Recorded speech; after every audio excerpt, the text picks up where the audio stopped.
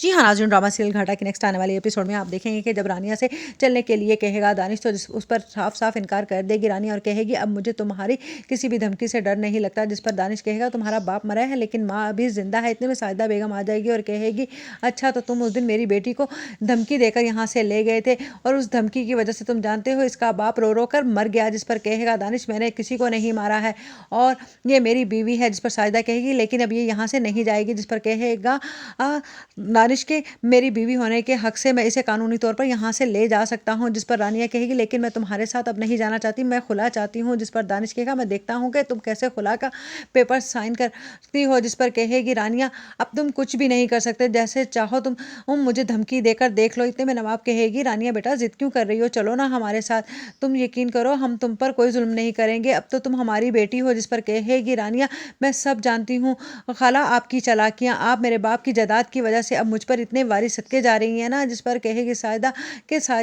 कहेगी कि नवाब तुम्हें ज़रा तरस नहीं आ रहा मेरी बेटी पर, तुम्हारी अपनी भी तो एक बेटी है ना सना, उसी का सोचो कि अगर तुम मेरी बेटी के साथ ऐसे करोगी तो उसके आगे आएगा। जिस पर कहेगी नवाब आय हाय सायदा तुम तो कोसने देने बैठ गई हो, चलो पकड़ो रानिया का हाथ दानिश और चलो यहाँ से, इससे पहले कि ये मुंह भर भर कर हमें बद्दुआएं दे।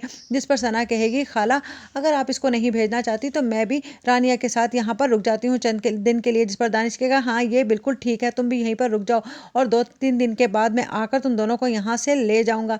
जिस पर कहेगी रानिया कि मैं ही चलने के लिए तैयार हूँ क्योंकि मैं सना को यहाँ पर रखने के लिए हरगिज़ भी तैयार नहीं। जिस पर सना कहेगी हाँ ये तो बहुत अच्छा है कि तुम यहाँ पर ना रहो क्योंकि तुम यहाँ पर सिर्फ और सिर्फ हमजा की वजह से रुक रही हो। इतने में देखेगा दानिश जब सना की तरफ तो कहेगी हाँ तो मैं कौन सा गलत कह रही हूँ, मैं भी नहीं चाहती हूँ कि ये यहाँ पर रुके और हमजा को अपनी तरफ माइल करे क्योंकि हमजा के दिल से मुझे लगता है अभी तक इसकी मोहब्बत निकली नहीं है।